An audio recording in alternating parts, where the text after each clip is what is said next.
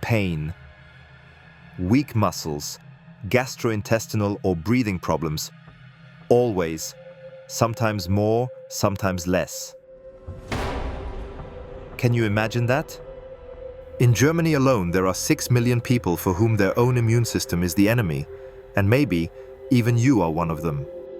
The immune system is directed against its own tissues. Treatment for autoimmune diseases involves drugs that suppress the immune system.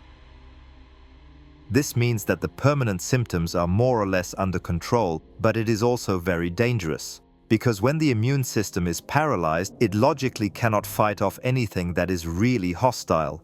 As a result, harmless infections can become life-threatening and vaccinations offer no protection. Dr. Theresa Graalmann's mission is to change this and make life more bearable for people with incurable diseases. She is head of the Translational Immunology Research Group at the TWINCORE in Hanover, a joint research site of the Helmholtz Centre for Infection Research and the Hanover Medical School. Here, research can be carried out very close to patients to find out exactly what mechanisms are behind certain autoimmune diseases and how drugs and vaccines for patients can be improved. With me is Dr. Theresa Graalmann. Hi, Theresa. Hi. Theresa, you and your group, you're researching autoimmune diseases. These are diseases in which the immune system fights the own body. Is this simply like this? And why does the immune system actually do this? Yes, we can say that the immune system really starts to fight against the own body. And this is particularly against so-called antigens, so parts of cells or even different organs, which are then destroyed by inflammation. Why this? You already asked why this happens. Yeah, this is a very difficult question actually to answer. We don't know exactly. It depends a lot on the different diseases, what exactly happens there. We know that at least partially there is a genetic predisposition. We cannot say single genes that are affected. For some diseases we can say that, but this is rather not very common. For in most cases it is really rather a polygenetic polymorphism that takes place. And then there is most probably some inflammatory responses throughout the lifespan that then kind of trigger the outbreak of the autoimmunity. And what are the most common autoimmune diseases?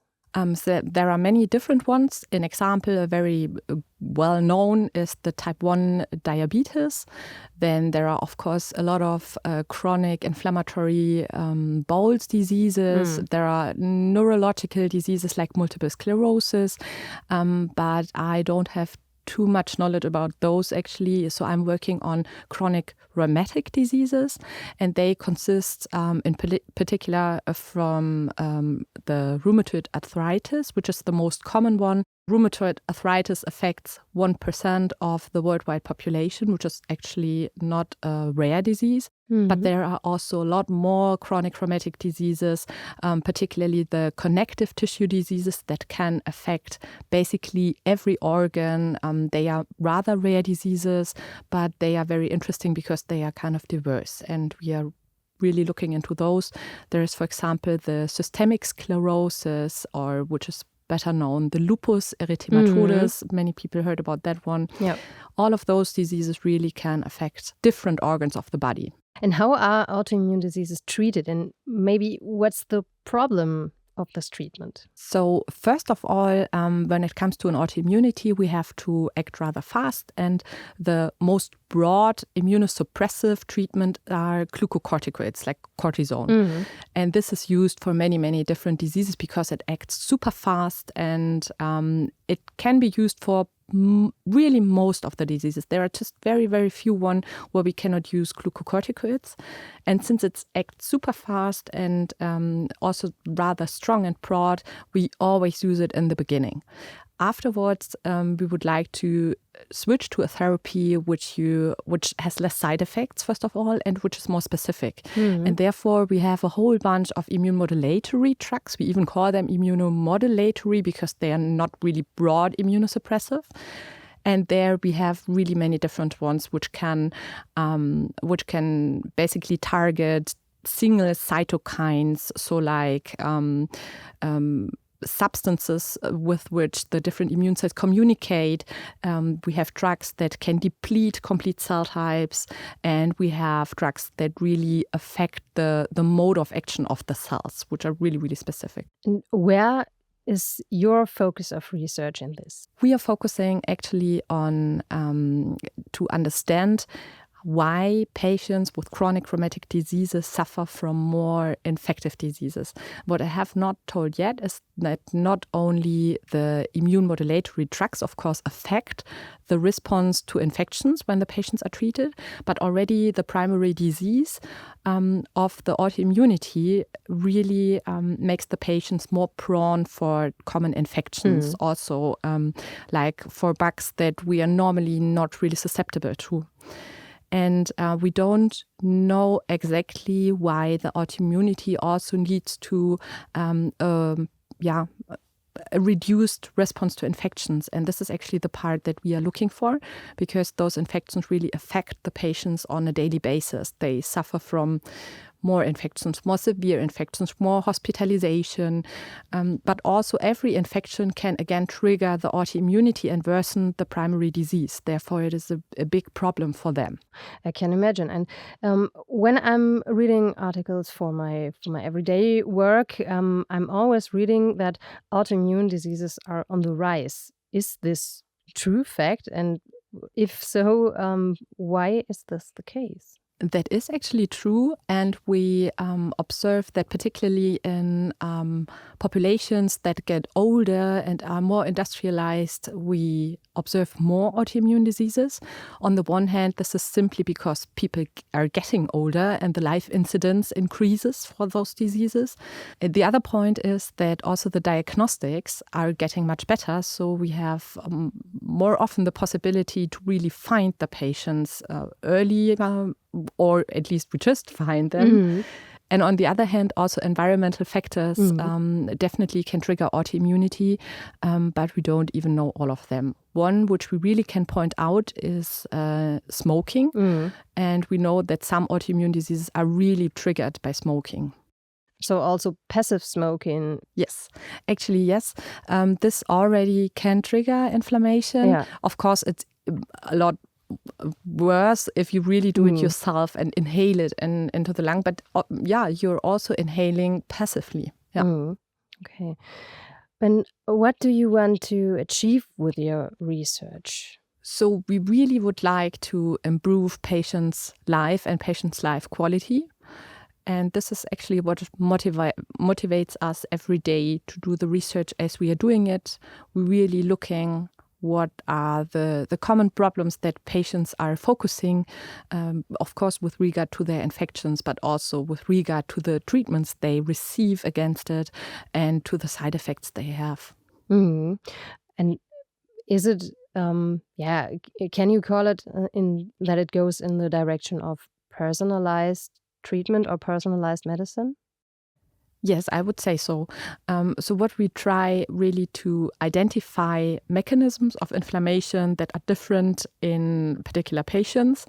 And what we also need, and this is something that we are a little bit focusing as well in our group, is to really improve diagnostics, because we already have a bunch of different very specific treatments.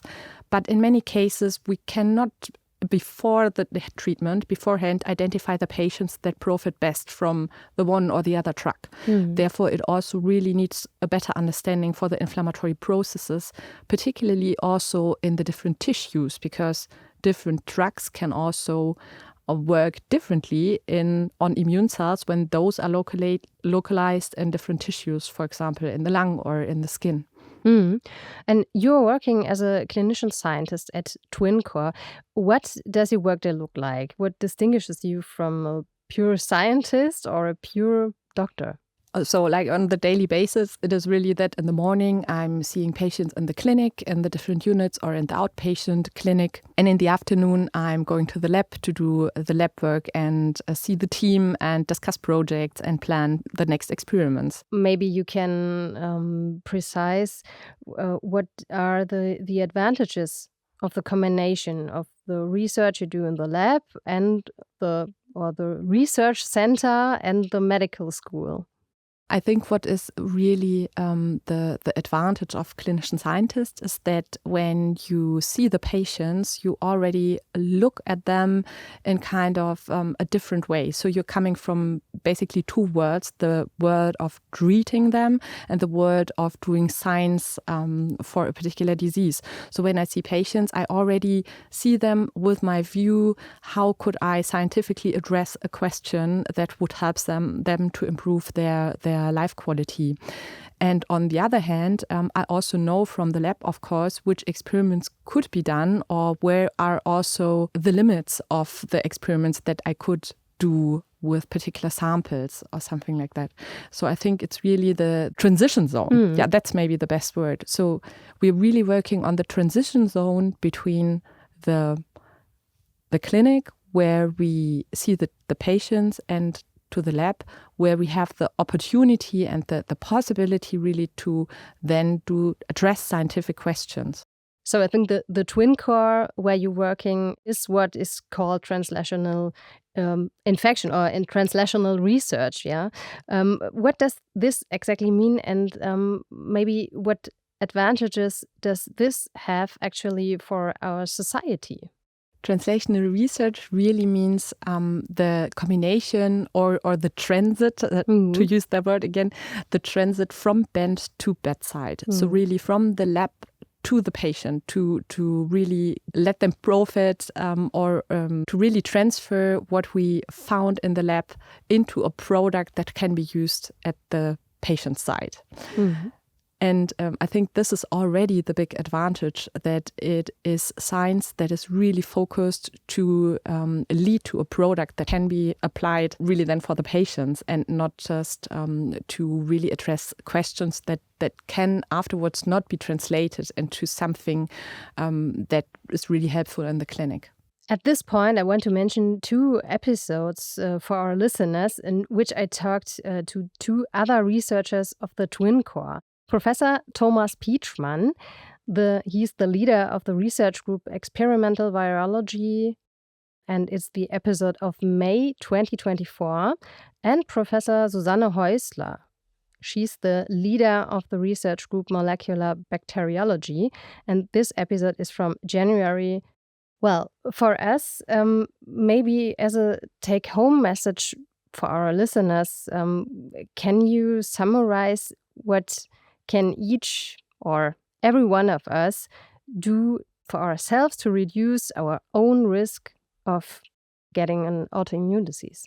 You cannot completely prevent it with living the best and healthiest life ever because there is a certain genetic predisposition.